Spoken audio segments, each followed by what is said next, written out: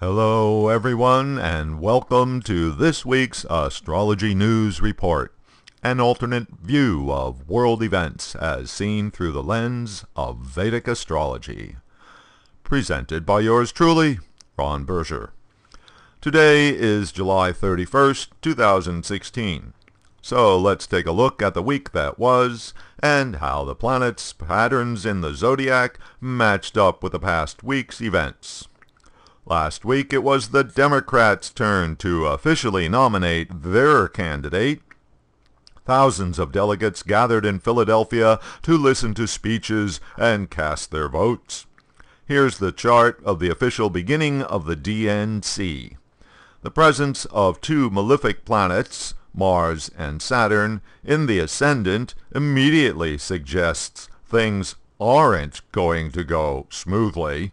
And of course, the problem of disaffected Bernie or bust delegates made for some disruptive moments. The first day of the convention was tumultuous. Bernie Sanders supporters loudly made their displeasure known to all, booing whenever Clinton's name was mentioned.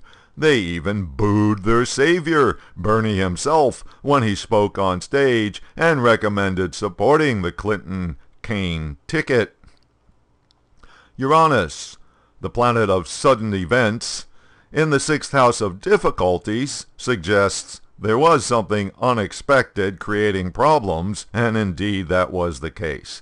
The DNC email leaks that hit the news cycle just as the convention was beginning, which further inflamed the Bernie Forever faction, caused more disruption, including the designation of DNC head Debbie Wasserman Schultz. Fortunately, Jupiter, planet of conciliation, was there at the top of the chart, indicating where the main thrust would go. There were many stirring speeches that first night, but the one that really stood out was First Lady Michelle Obama's, an amazingly upbeat, beautiful, heartfelt speech that stood in stark contrast to the apocalyptic doom and gloom fest heard in Cleveland the week before. No doubt about it, Mrs. Obama knocked it out of the park and wowed the dissenters into submission. On Tuesday, day 2, the roll call was taken, and Hillary Rodham Clinton became the official nominee of the Democratic Party by acclamation at 6:56 p.m. Eastern Time. Here's the chart. This chart is quite similar to the chart of Donald Trump becoming nominee. Both charts have Sagittarius rising, with the ascendant ruler, Jupiter, conjunct Rahu in the 9th house, indicating a major emphasis on beliefs, ideology, and an urgency to create a positive destiny. But in the Democratic chart, the moon has moved to Aries, a much more dynamic sign than the Capricorn moon of the Republican chart. In both charts, Mars and Saturn, the malefic duo, are in the 12th house of the unknown, indicating major stumbling blocks for both of the nominees getting through the coming months. As the days clicked by, a parade of speakers from celebrities to mothers of victims to politicians kept the delegate crowd and the TV viewers pumped up. From the quiet, devastating dignity of Kaiser Khan, whose son gave his life to save the men under his command in Iraq, to the spectacle of an audience with phone screens lit up, dancing to Katy Perry's Roar. And then on night number 3, POTUS himself got up there. Obama not only gave Clinton a resounding endorsement, he ripped Donald Trump from multiple angles, excoriating Trump for all of his demagogic posturing, and even saying he wasn't a true Republican nor a conservative. And then finally, on Thursday night, Hillary Clinton gave her acceptance speech.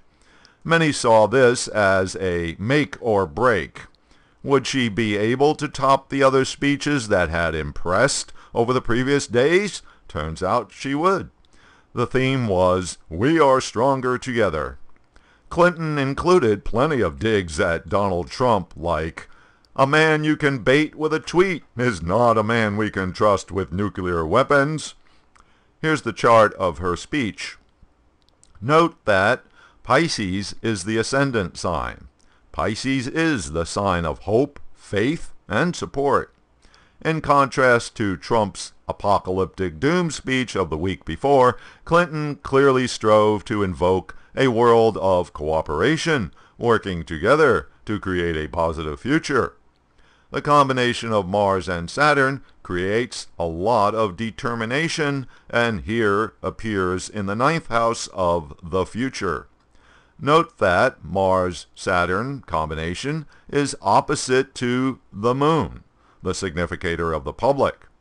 This speech was carefully calculated to both inspire, that's Mars, and control, that's Saturn, the perceptions of the future that Clinton sought to describe. There's also the Mercury-Rahu-Jupiter combination in the 6th house. The 6th is the house of struggle, but also self-improvement, and defense. Jupiter is the planet of faith, ideology, and truth. Rahu is the significator of innovation. Mercury is the planet of ideas and reasons. Clinton sought to defend her vision of a better world, a world where, through joint effort, everybody's lot would be improved. Elsewhere in the news, the 12th house of a country's chart indicates plots, conspiracies, sedition, foreigners, and secret action in general. Mars and Saturn, two powerful natural malefics, are currently transiting in the USA chart's 12th house. Mars transiting in the 12th house indicates an attack from a hidden enemy. Saturn makes the Mars energy even more sinister and intractable. Last week's dump of private Democratic National Committee internal emails onto WikiLeaks has got the FBI investigating whether the theft of the emails was done by Russian government hackers. This was followed by the revelation that the foreign hackers had also gotten into the Democratic Party's Congressional Campaign Committee computers, and possibly even the computers of the Clinton campaign. The theory at this point is that this has something to do with Russian President Putin favoring Donald Trump in the upcoming U.S. elections, and that the cyber spying is an effort by Putin to influence the outcome. Note that when Mercury entered Leo last week, it joined up with Donald Trump's natal Mars. The combination of Mercury and Mars encourages impromptu remarks, hasty speech, and speaking without thinking. Trump suggested that Russian hackers should find Clinton's 30,000 unreleased emails. Russia, if you're listening, I hope you're able to find the 30,000 emails that are missing. That immediately prompted accusations of encouraging foreign espionage, interference in U.S. elections, treason, and all of that. Trump's problems arising from Mercury transiting over his natal Mars didn't end there. Later in the week, Trump tangled with the Muslim parents of the war hero who had spoken up at the DNC in Philadelphia. The problems generated from that media storm had GOP leaders scrambling for cover. Trump is not likely to be less controversial during the coming week. Starting July 31st, Venus joins Mercury in Leo, his ascendant sign. Venus transiting over his natal Mars will add even more passion to his outbursts. Okay, that'll do it for this week's Review of the Week. You can keep up with daily astrological developments and contribute your own thoughts by following me on Twitter at Astro News Report.